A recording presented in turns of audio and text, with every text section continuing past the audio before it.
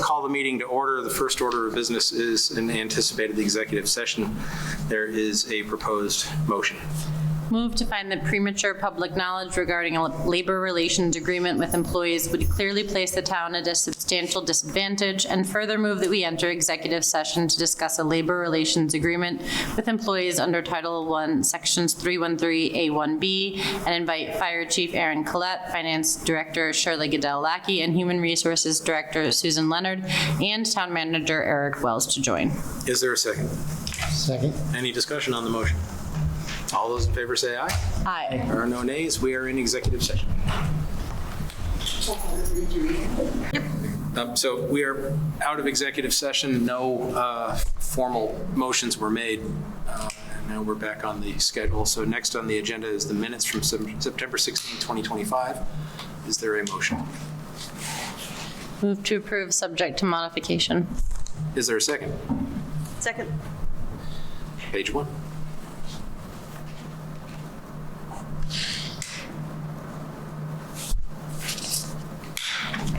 Page 2.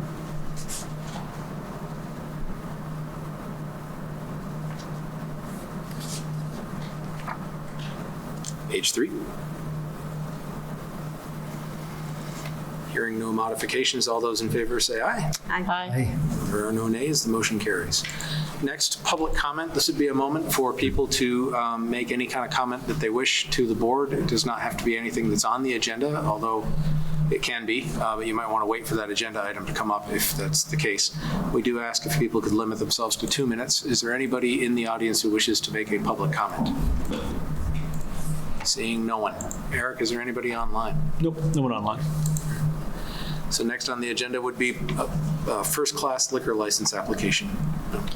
Yeah, so this is for Farmhouse Group is opening a new restaurant, Spaghet Red Sauce Joint. It's in the new single-story building that is under construction in Finney Crossing right now.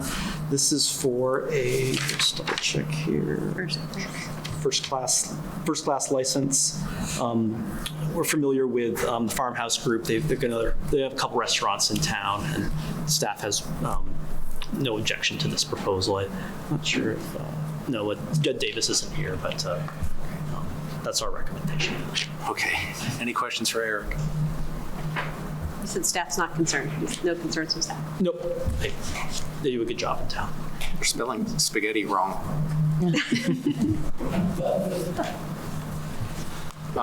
Okay, well, with that important comment, if there's anybody wish to make a motion.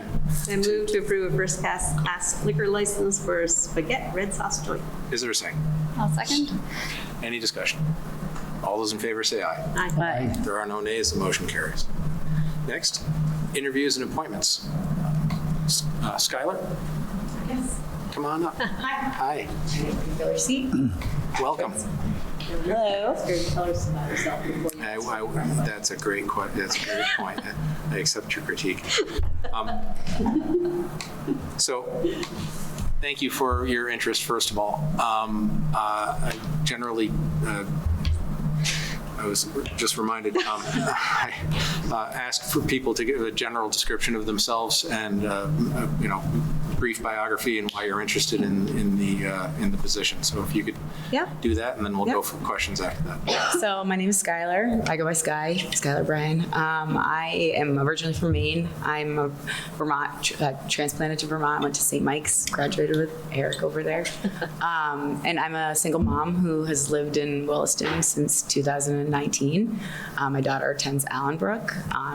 I coach for the rec program, softball, soccer, and I'm just trying to continue to integrate myself into the community. Professionally, I've worked for the state of Vermont for 15 years for DCF Family Services, investigations supervisor. So I have, I would say, a solid foundation of experience and knowledge around the criminal justice system, the court system, family court, criminal court, probate court, civil stuff, and have always been a believer in balancing that with restorative work and how to strengthen the community and also, rectify and shift behavior and make change in a way that's actually intentional and proactive rather than punitive. My daughter is 6. She's wonderful. It goes to Allenbrook, and just her and I in our yellow lab, and I was exploring opportunities to sort of stay somewhat involved in sort of the criminal justice, restorative justice side of things, as I am in the process of transitioning to a different department and area of state government, which I'm very excited for. And we're going to look forward to taking a deep breath, but I'm also interested in using my skills in some way, shape, or form. Which county do you work out of? I was in St. Albans for 7 years, and I've been in Chittenden County now for the remaining, math isn't my forte, 8. I don't think we've crossed paths professionally, but maybe. I would say, but you don't remember all of us, right? Well, I think back in my direct service days, I've had a case or two with you, maybe not in family court, but maybe you're representing a parent on a case of mine or such. But I remember your name. It's okay if you don't remember. I hope I wasn't too offensive. No, I'm used to. I have thick skin. And in hindsight, I should have gone to law school. But Well, this is the perfect segue. Yeah, that's a great segue. The skin thing is, here's the question. It's fallen to me as chair, but one of the potential things in any board here is a conflict of interest. Usually it would be somebody appearing before you, but in this, as an executive committee member, I don't know exactly how that would play out. But it's a two-part question. With the concept of a conflict of interest, how would you recognize one? And if you did recognize one, what would you do about it? I think that defining conflict of interest, in my experience, looks different in different places and at different times, because I have felt like cases were conflicts for me and then not, and so it's actually quite gray for me, even in state government. So I think it's a great, relevant question, and I'm sure that it's something that you guys navigate all the time in a small community. And so the first thing I would do would be like to seek some context about how you guys define a conflict. Is it that I know the name, or that I coach their child? Did I go to college with them? I know there's I have a lot of friends who have landed here with their families and spouses and children, and so I think that I have a pretty good foundation of what feels like a conflict for me, but I also have the professionalism and skill to be told otherwise, and then like, I guess, tread lightly in navigating if it's not considered such with the larger group. Questions from the board? So part of the role is helping this board transition to the regional board. And actually, I'm very excited to have people who have not been on the old board to bring in some new, fresh ideas and everything. Would you feel comfortable articulating your thoughts on all of this when a big part of your committee is going to be, I've been doing this for 5 years and I know what's best? Yes, that'll be my short answer. I think I have an extroverted, larger personality. Also have many years of experience in a professional role in the courtroom and in, government-related roles, and so I have never hesitated to use my voice respectfully and plant seeds or ideas. I was wondering that actually in some ways, like coming in and learning about sort of the systems and processes that you guys have, and knowing sort of my lens and experience, if I might have some rich ideas or suggestions, and that I could offer as a lens of consideration. And as long as I feel comfortable and welcome and have a place to speak and use my voice, I'm not scared to do that. I got to say, I don't mean to disparage, so some of the people on this committee are some of the best people in the state, so you will have a fabulous time working with them. But I think I've asked that question of all of them, is like, can you be open-minded? And they all say yes. So I think it'll be fascinating work. So it'll be interesting. Yeah, I'm all about sort of like continuous evolution, improvement. Are we doing the best that we can in serving and whatever our purpose is? Thank you. So one of the things with this advisory board is that this advisory board is advising themselves out of a role after, a year approximately.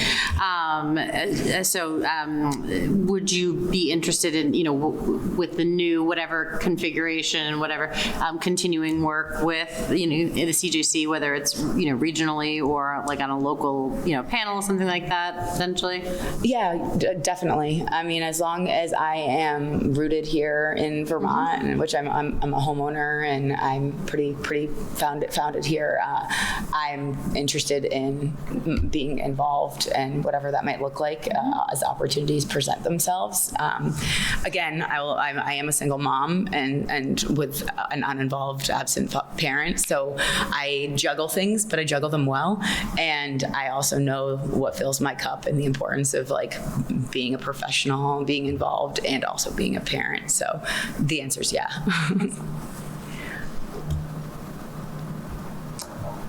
I think, as Jean mentioned, Williston will be kind of leaders in this new regional board. Thank you. Other questions? Generally, we pause, but I don't think that's required now. There is a proposed motion. Move to appoint Skylar Bryan to the Williston Community Justice Center Advisory Board for an unexpired one-year term through June 30th, 2026. Is there a second? Second. Any discussion on the motion? All those in favor say aye. Aye. There are no nays. The motion carries. Thank you very much. Thank you for stepping up and for being involved. Yes, of course. Nice to meet all of you. And I believe this is 6 members to this board now. You can have up to 7. I'll be reaching out to the boards appointed and try to get a first meeting on the books here this month. I think I'll probably staff this, maybe working with Mandy. I'll work out those details. But yeah, we'll get this moving now that you've got a committee. So. Great. Okay. Next on the agenda, fire engine replacement purchase order. So, Look at the chief and deputy chief are here this evening. So engine 2 is up for replacement in FY29, I believe. Time from order to delivery is over 3 years. Staff suggests the board authorize the manager to sign a purchase order so we can place this order with that long build time. We will need a bond for this project as it gets closer to the time of delivery. We had about a $1.3 million expense for this engine. The department did an RFP recently and has finished that review. We took the same approach with the ambulance per guidance from the town attorney. This ambulance is going to be delivered in 27, I believe. We'll need to figure out the financing for it. It's in the this time already where we have these long delays from order to build time.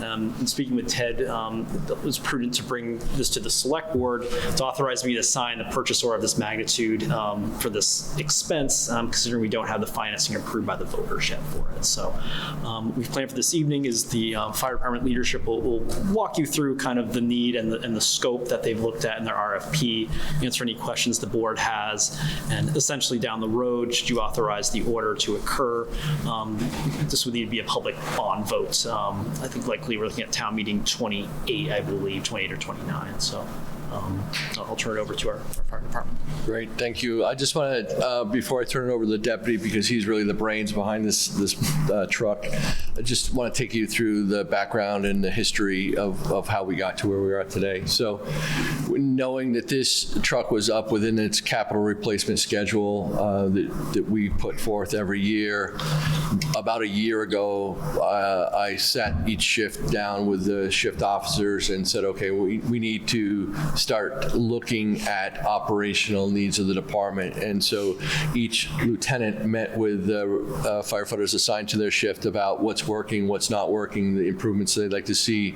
And so this is truly a ground up from the workforce up, not a top-down approach. So this was designed with the firefighters in mind. The firefighters are working out in the street to help really meet the needs of the demographics that we serve here in Williston. So we have some unique challenges because on one side of the town you certainly have a water supply, and it's very easy because you have pressurized water hydrants, and then on the other side of the town you have the exact opposite. And so the other challenge is that our emergencies are very diverse. You can't, we don't have the ability to have multiple trucks that can go to different incidents. Like one truck can go to a car crash, one truck can go to a fire call, one truck can do the medical assist. So we have to have really a jack of all trades approach on our fire truck, because currently we only have one of those staff per shift in addition to the ambulance. So each of those lieutenants got the information together, all 3 shifts provided their information, then that project was really handed off to the deputy. The deputy came back to me with the formal request for proposal. That was a 73-page document. It was submitted through blind copy out of my office to at least 8 manufacturers across the United States to build a proposal on this truck. And we had a September 4 deadline, which some manufacturers didn't appreciate because it was such a quick deadline for them. But we did have a couple of manufacturers reply to that RFP. And I'll turn it over to the deputy really for the meat and the potatoes about the truck. Thank you for having me. I'll try and answer any questions you have. Let me go through it. So this truck that we're replacing is a 2009, what we call a rescue pumper, which it has the ability to carry water, pump, ground ladders, hose, everything like that. So being an all hazards response agency, we have found that we carry more and more equipment, even from the past years, 5 to 10 years ago when we really picked up our last engine. We've added equipment, and with added equipment, we have to become more efficient with our storage space and how we manage it.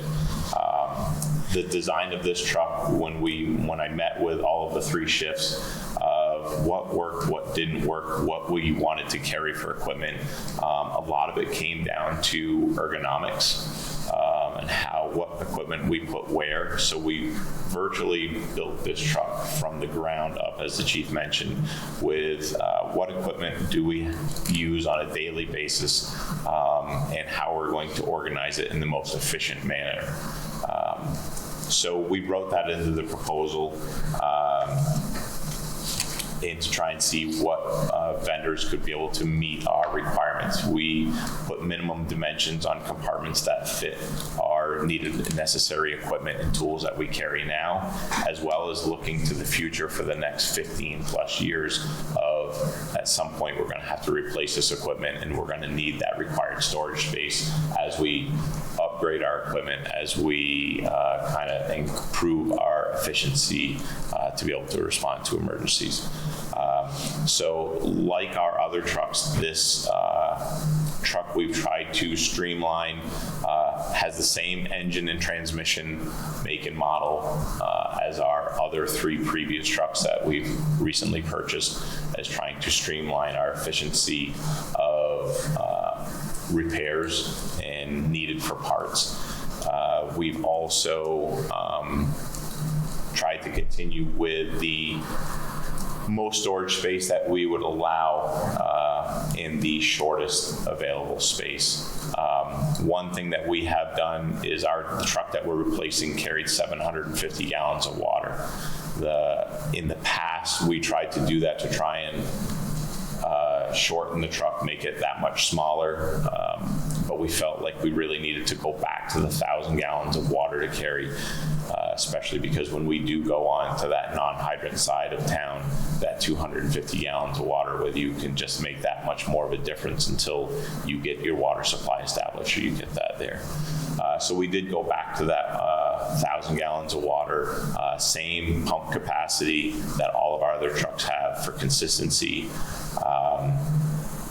Hose lines were, when we configured the truck, hose line configuration, rather than being up high where you run the risk of either a back injury or a slip and fall injury, we've now put our most needed hose lines down at a lower height level where you can stand on the ground and be able to deploy those hose lines without having to make access up onto the top of the truck. So it allows us to be more efficient and doing it as a safer way possible. Just other things to think about is that the mission of this truck is not only suppression, that the truck will be primary, it has the ability and is stocked with all of our advanced life support medical supplies, including a 12-lead monitor, including narcotics, through which have to be maintained under a locked key box system. It has IV supplies. So this isn't just a unit that shows on location and can squirt water. That's not the case. This truck has complex extrication equipment on it, specialty tools to cut people out of cars, the ability to get up to elevated levels with multiple ladders on the truck. There should be 3 ladders, I believe, on the respect on the truck. So it comes in with really, again, like this jack of all trades truck. So. And to add to that, we also carry water rescue equipment. We carry rope rescue equipment. There's multiple facets of whatever the emergency may be. So we have to make sure that we have storage spaces that are ideal to be able to store that type of equipment, where potentially it won't get damaged, but also be in a ergonomic spot that we can retrieve it quickly and be able to use it efficiently. Well, I had no idea fire trucks were so custom. Thanks for doing all that work. So we have 2 ambulances and a backup ambulance. We have 1 ladder truck. Then of the big trucks, I'm not worried about the little one. What else do we have? Two pumps, two Yeah. pumpers, and then 1 which is a pumper tanker, which is our hauling a majority of our water. Okay. So this is one of the 3 that's not an ambulance and not a ladder truck. No, this is one of the 2 frontline pumpers that we have. So Great. Thanks. And I assume like with all of our other kind of big apparatus, there's a secondary market for selling our current pumper truck to kind of offset the cost some and all of that too. In theory. Yeah. Theory. It's an aged truck, and it's showing its age, unfortunately. I'll let the deputy talk about the frame rails of that truck. So we've had in the past, within the past 5 years, currently when we build trucks trucks with frame rails out of galvanized steel to try and salt is not helping the brine on the roads. Everything is becoming more corrosive. So we've kind of transitioned to any component that we can to be able to enhance longevity of the truck. This wasn't an option back then when this truck that we currently have. So it's a mild steel frame rail and they're double frame rails. So there's 2 sandwiched together.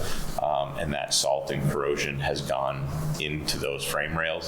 So probably 4 years or so ago, we had the truck taken out of service for a few weeks and had the bottom of the truck completely scraped, needle scaled, and then an under treatment process done to try and extend the longevity of the frame rails out of it, but it's certainly starting to show that age.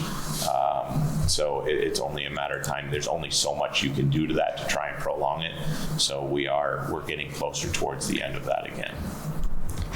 The other complication with this truck, and not to get too technical on it, but it's a pre-emissions truck, so it doesn't have diesel exhaust fluid, and it has what they call an ARD head. So do you want to explain it, or shall I try to? So an ARD head, the engine is made by a Caterpillar company, and it was the last year Caterpillar made over-the-road truck engines before they now no longer make those. So it was their kind of, in 2009, their kind of a chance to be able to try and move into this market before diesel exhaust fluid. And this ARD head that they have, it basically uses diesel fuel. You put diesel fuel down into the exhaust and it has what looks just like a spark plug, and it ignites raw diesel fuel in the exhaust side to burn the particulates out in the diesel exhaust particulate filter. It sounded great, and it has not been prudent to work. We are on our, I think, 5th ARD head in this truck, especially as it has prolonged over time. And now parts are becoming very difficult to find for this system because they don't make it anymore. So parts are becoming harder and harder to get an access to it, and the price has gone up significantly to be able to make this repair. I think the last time we repaired it was around $5,000 for that repair. I agree. A fire truck is necessary. And I can understand. Thank you for explaining that. As the town grows and more capital needs must be addressed with the growth of the town, I think it's important we understand the bond debt, especially with the library wanting an expansion. I mentioned our bond debt is going to be going up with everything it wants to be with the growth. And as Jean mentioned, this would be important to understand what all of our different bonds that are coming in the next several years, to understand that for how much the town can afford to spend on bonds. Yeah, so we'll have this at the next meeting. It'll be part of the continued library discussion, and staff will have that continued work on that modeling. And this is one of those that we've flagged as we've had this dialogue. So you'll see that in that upcoming model of bond debt moving forward. I think the town might have to be making some decisions on, what's important. Fire truck. Come on. It's a fire truck. Yeah, I would say from your core service delivery for capital equipment, this is something that I'd certainly the town should stay on a replacement schedule. Also considering with this truck, the repair challenges it's faced the last couple of years as it's aged. I know in other vehicles it's getting more and more difficult to get spare parts. Sometimes you just can't get spare parts. You have to go to a junkyard to find them. We don't want to get to that point with a fire truck. Right. Unfortunately, those don't exist for fire truck parts. And wouldn't it be correct that if we did authorize this, enter into the purchase order for $1.3 million, that if for some reason the bond didn't pass, it's not like there's not a huge demand out there for this truck. So we're not going to be, we're likely not to be sued. We will not likely be stuck with a fire truck, if that's what you're asking. Yeah, like the build time on these trucks is greater than 3 years. That's why we're coming to you today. Yeah. Right? The people are lining up, trying to get in there, in line to get their orders in, because the industry can't meet the national demand. So in terms of signing a purchase order, the risk of being stuck with it when we can't pay for it is really very tiny. Current build time is 36 to 40 months. I still don't understand that, but I know. believe it. Are tariffs have they impacted the price, or would they potentially impact that $1.3 million price tag? I don't have the answer. I would say, from what I've seen, yes, but I don't know that I've asked the dealer that answer. And you mentioned that the few vendors didn't think they had time to respond, but you think the quote you have is a good one, despite that. The two vendors we've had previous experience with this one. The other vendor is the one we bought the last 3 vehicles from, and they were more expensive than the vendor for this one. This is the low bid. This is the low bidder. Okay. Other questions? If not, there is a proposed motion. I move to authorize the town manager to enter into a purchase order with Sorcy Emergency Products for the replacement of Fire Engine 2 in the amount of $1.3 million. Is there a second? Second. Any discussion on the motion? All those in favor say aye. Aye. There are no nays. The motion carries. The purchase order is directed. So, thank you. Thank you. Thank you very much. Thank you. Thank you for everything you've been doing lately. Yes. What with Yes. forest fires and all. So Yeah. Glad we got some rain today. I would just say, thank the firefighters, right? Our job is easy. They do all the hard work. Well, pass it on. Pass it on. Thank you very much.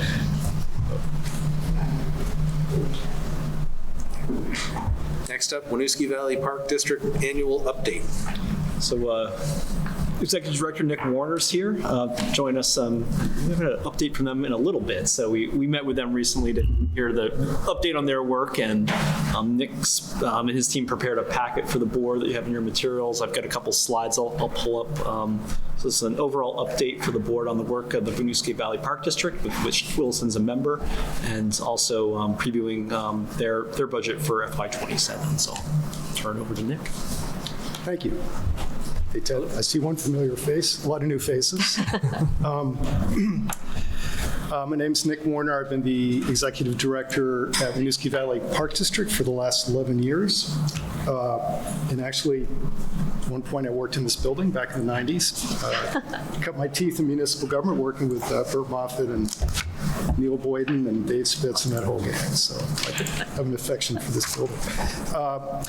I trust you received our packet. We were able to get it out a little bit earlier this year. We also have a new format for our annual report, so I'd be thrilled if anyone has any comments about it, because it's hot off the presses.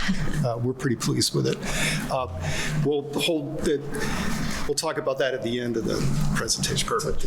I'll wait to share screen. Yeah. That's the punchline at the end.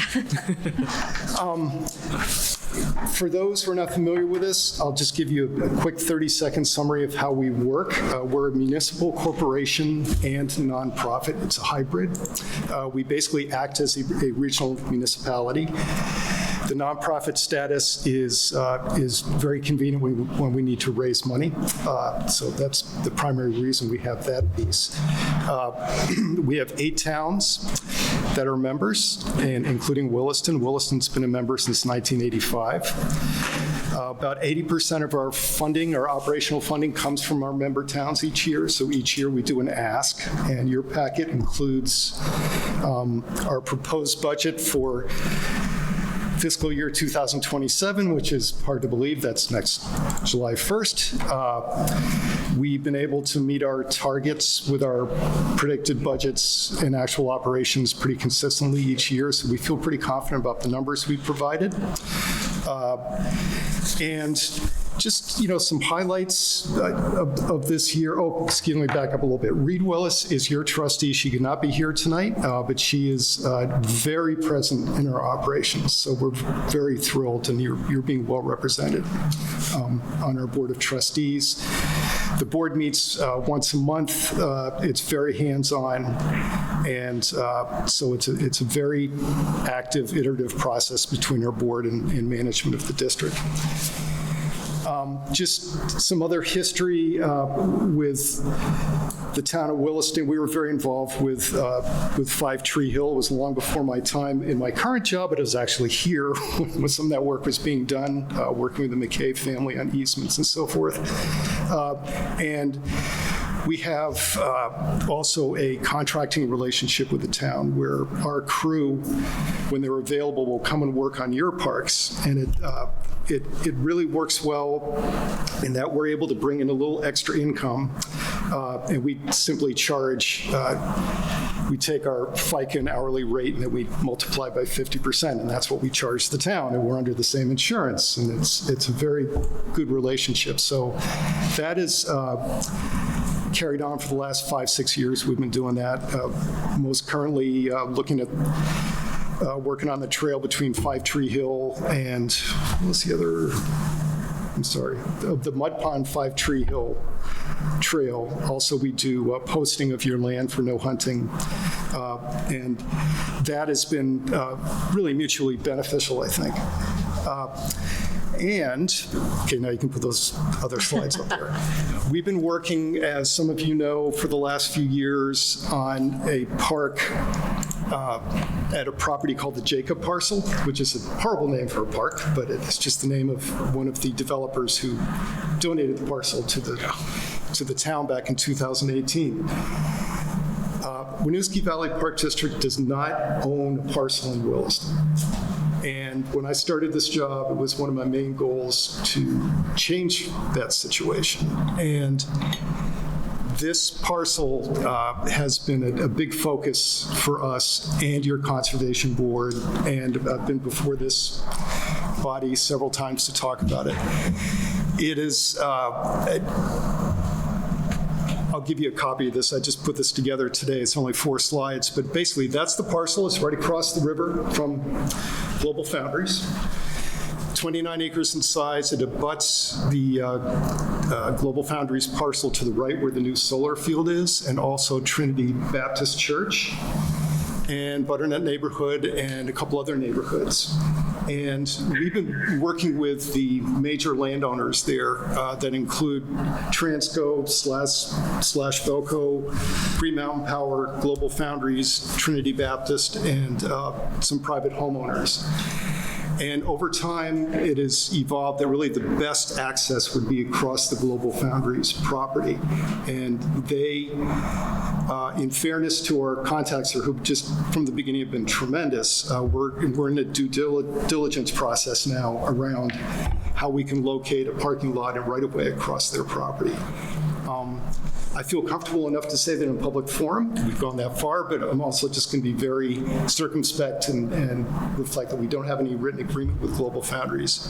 But most recently, and let me back up a little bit. If you go to the next slide, we originally had an agreement with Trinity Baptist Church. Okay, you can see these are the 2 large parcels. Trinity Baptist is down to the left there, off to the left of those 2 parcels. Get right there.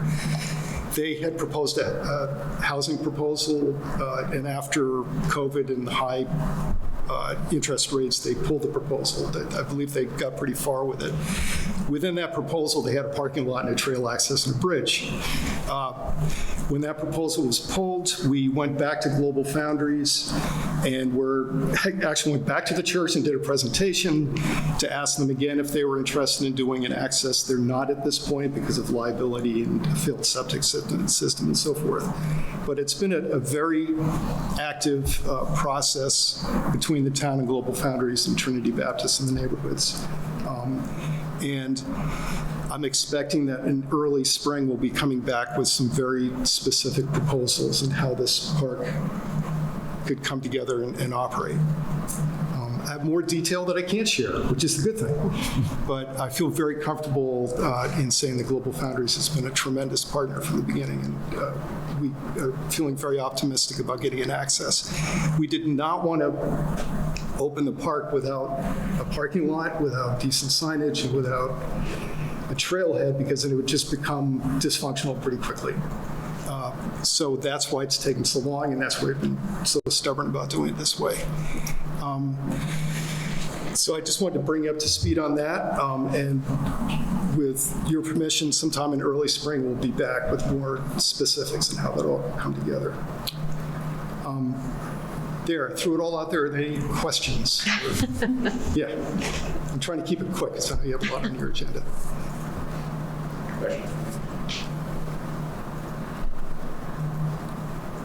So I'm not familiar with the parcel. Is it, what's that, river access, I assume? And is it, what's attractive about that spot?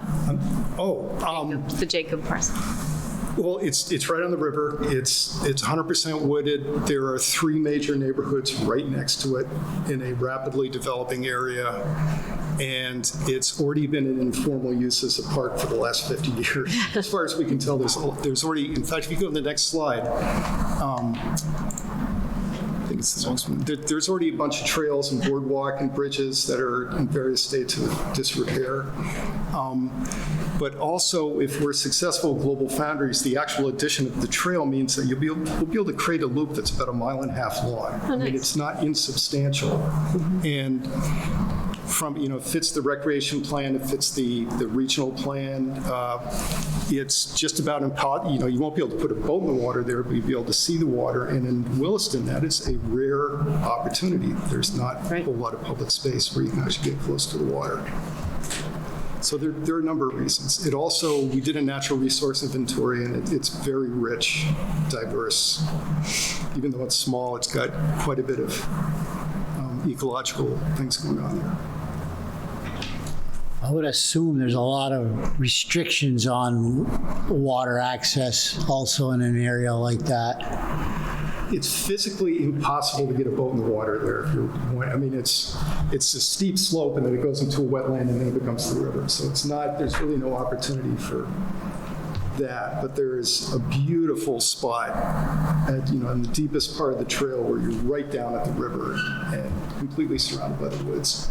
I remember in the Rotary that the Fontaine canoe access, we were unable to cut any brush or any material, along the edge of the river.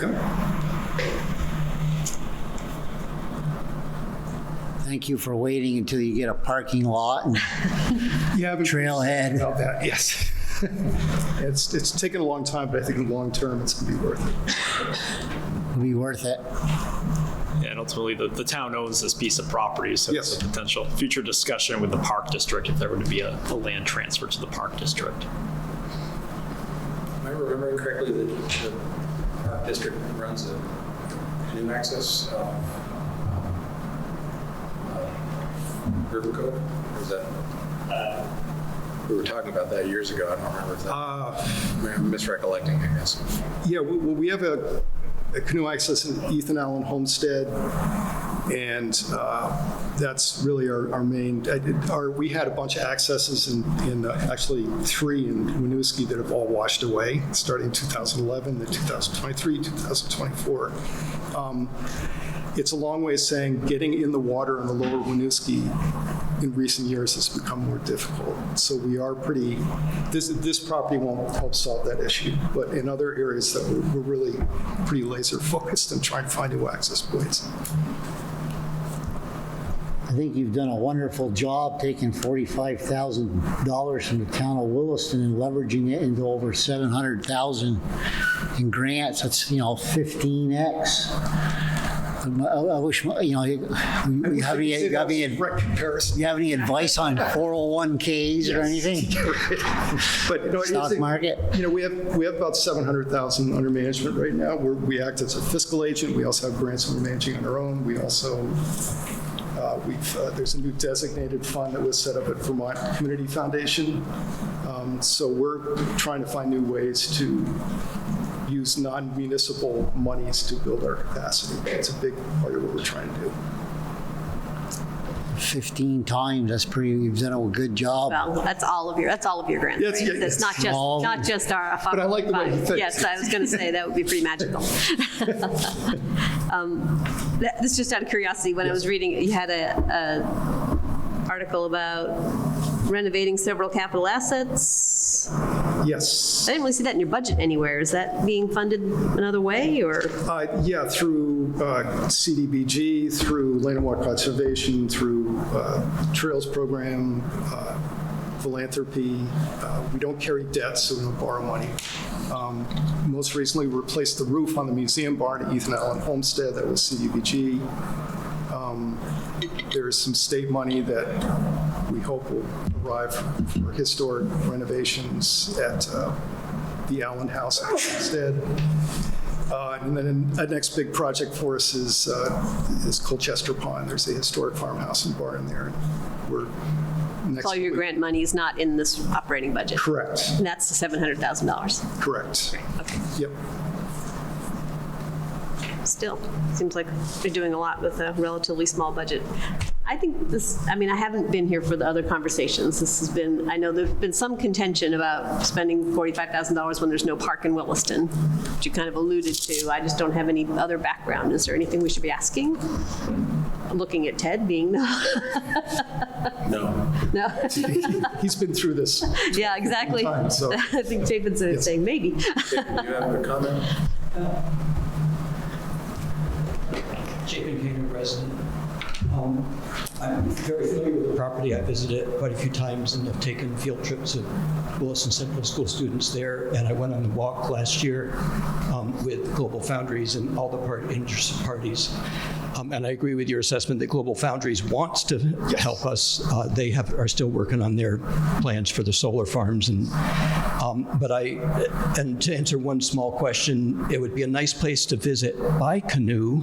There's a put in across the way on Global Foundries Foundries Road, and it's very accessible from the water at that nice place where you could have a picnic. But you obviously wouldn't be putting in out there. But what I wanted to say is that two things. The first is that we should be working with the Winooski Valley Park District. There's been contention in the past, are we getting our money's worth? And I just want to say the Winooski River is not a town-by-town thing, it's a regional thing. And I went on a field trip last week with Williston Central students to the Ethan Allen Homestead. And so to me, it's a network of parks, and we're part of the network, and we should act as a regional thing. The second is that there are invasive plants there, and we should have an invasive plant management as part of the budget and so forth for developing Jacob grants. Oh, and the final thing, I did want to mention that the Jacob grants parcel will be a country park that's not too far from our population center, and we've discussed in the Planning Commission a lot that in terms of equity, we say you don't need a car if you're in the Taft Corners Growth Center, and then we have our parks too far away to enjoy them if you don't have a car, and the Jacob Grants parcel, it will fill a need to have something in the northwest part of town. Thank you. Thank you, Chief. Questions or comments? I think I actually was part of the contention of was Winooski Valley Park being part of our budget, and I was wrong. So yeah, I think it's a good use of our town money. I appreciate it. I do think the process was healthy, actually. The whole process of the questioning and the vote, it actually ironically helped us. Yeah. Not just the result of the vote, but just the relationships that was built, anyway. So, thank you. Great. Yeah. All set? Yep. Thank you. Thank you.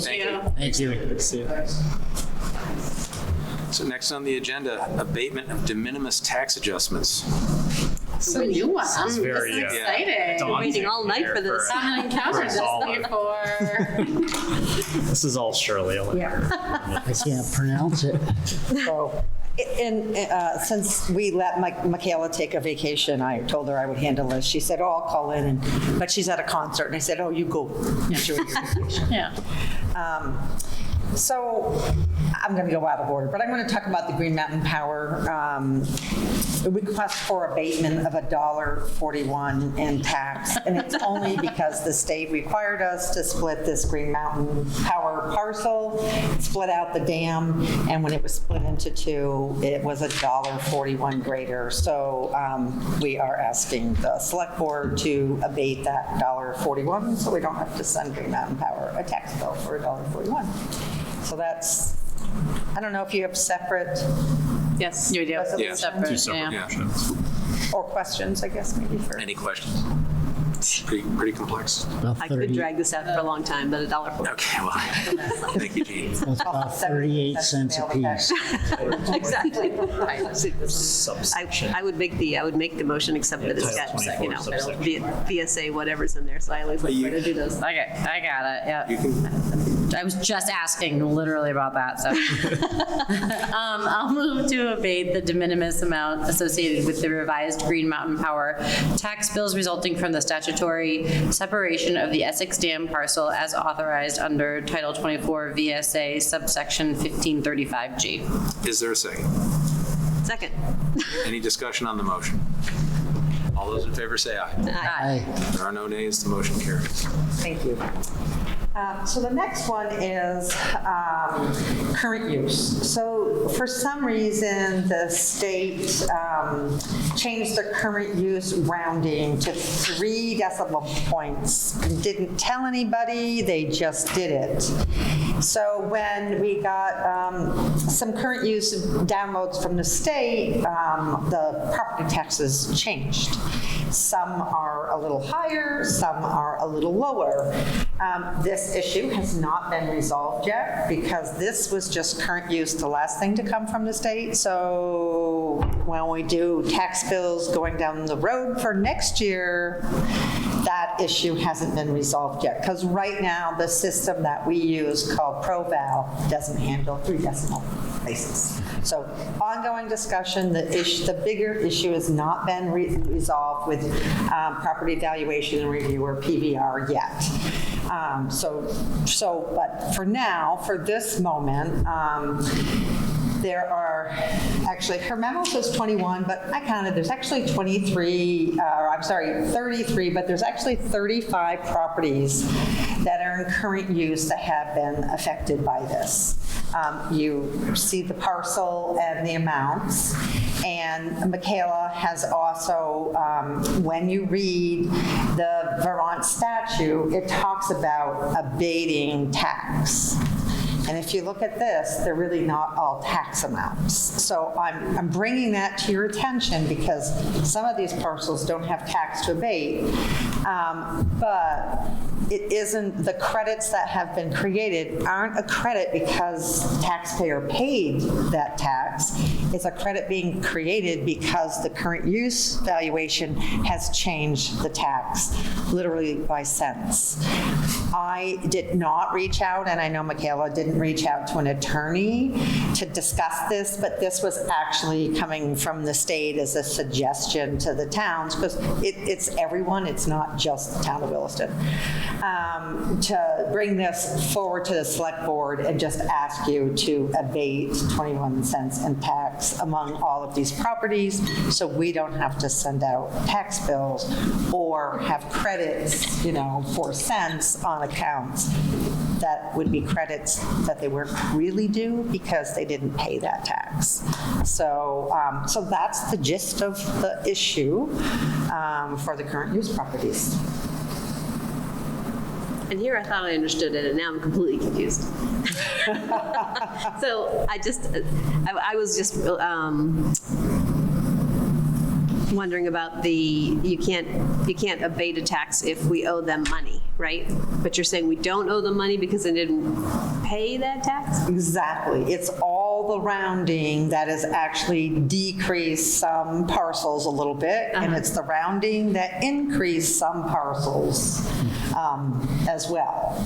So the net of that is 21 cents between all of these parcels. But the person didn't pay the revised tax, didn't pay the original tax amount. They have. That's Have what the original tax amount. they have, or they will. Yeah, over the payments. but they don't owe it because once you revise it, it's a different number. Right. Unless we send out these tax bills, which is what we're asking not to do. Oh, yeah. Not to send out the tax bills because, as I just said, it costs 78 cents just to send the tax bill, and we really don't want to send No, I'm somebody not worried a about the tax ones bill.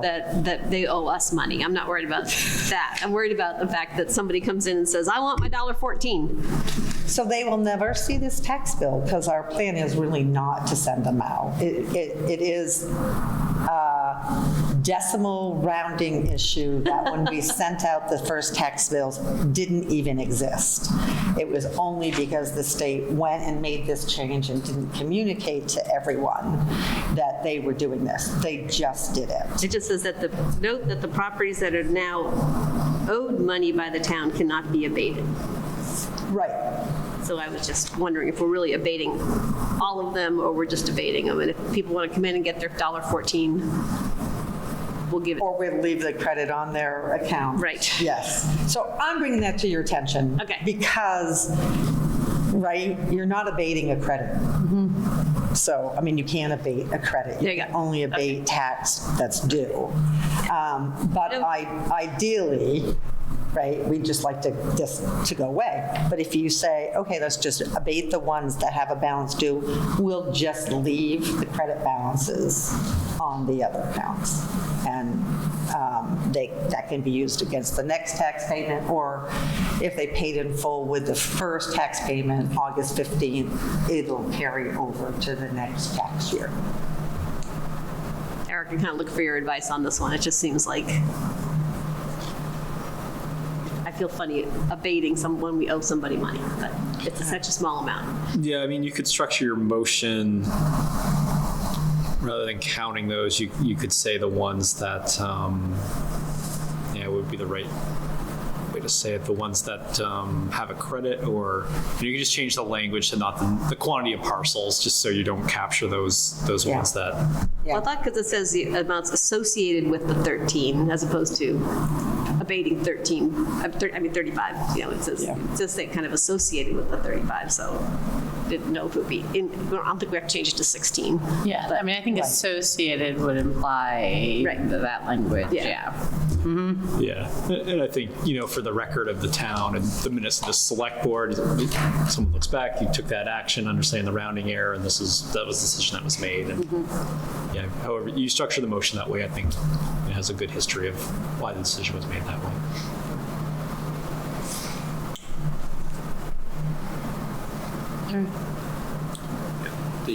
There's a Latin phrase in law, de minimis non curat lex, which means the law does not concern itself with trifles.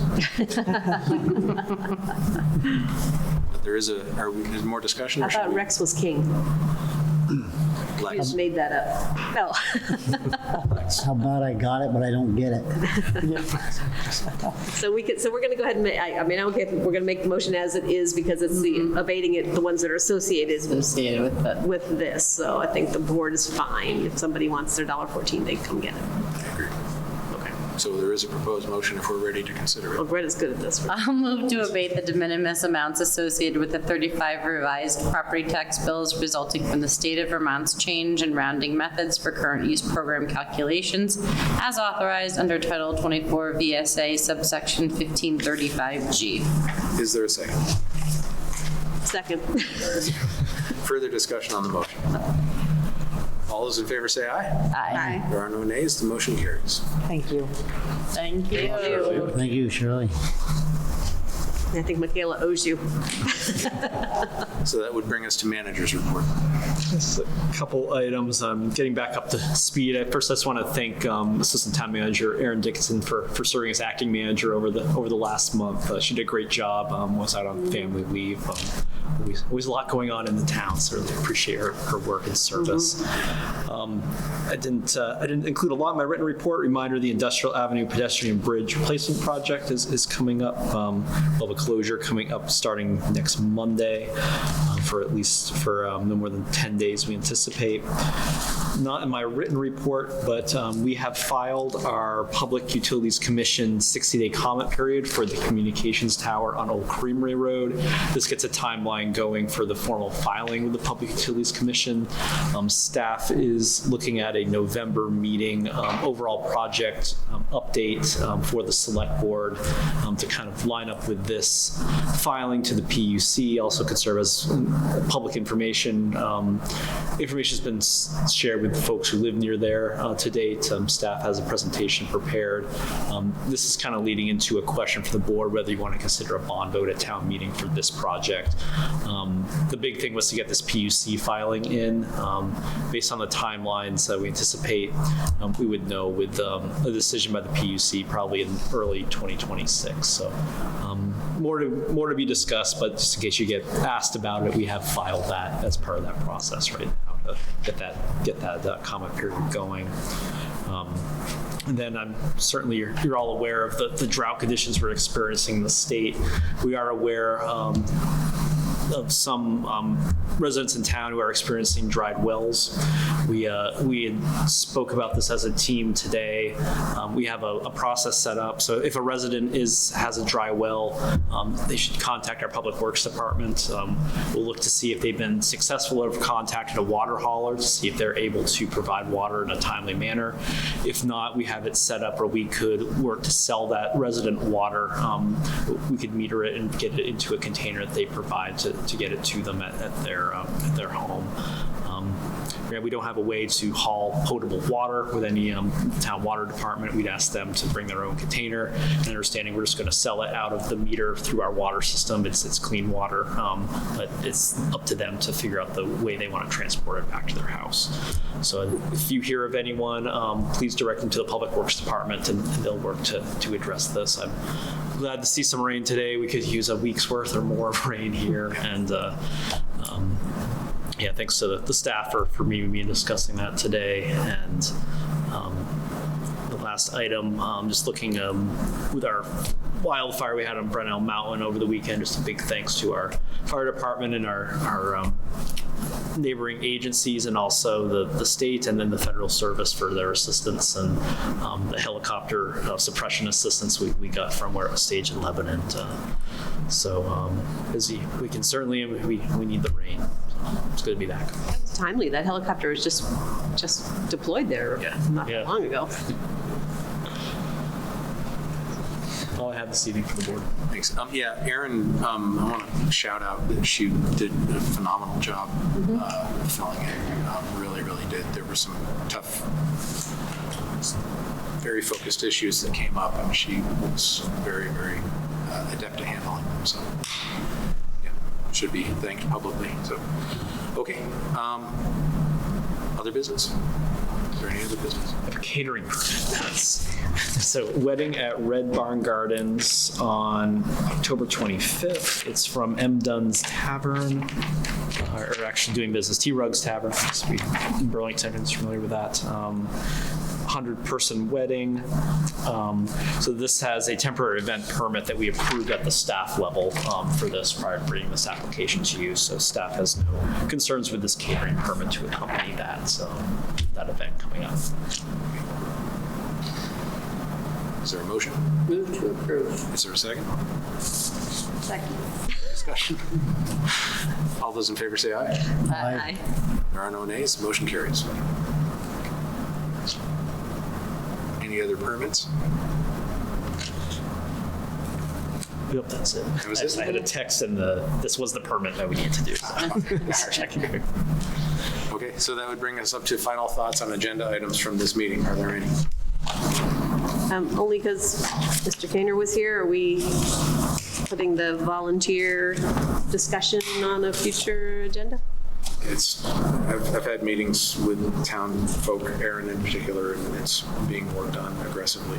So when the work is done, we'll have it on the agenda. Great, thank you. Yep. Anything else? I actually had a quick question about, I noticed there's no vacancies on the housing committee. Is that accurate? I'll have to get back to you, Greg. Okay, I felt like there was possibly some vacancies in the housing committee. So just re-encourage folks to step up and join some of our town boards and commissions. Anything else? If not, then I will declare that we are adjourned at 8:25 p.m.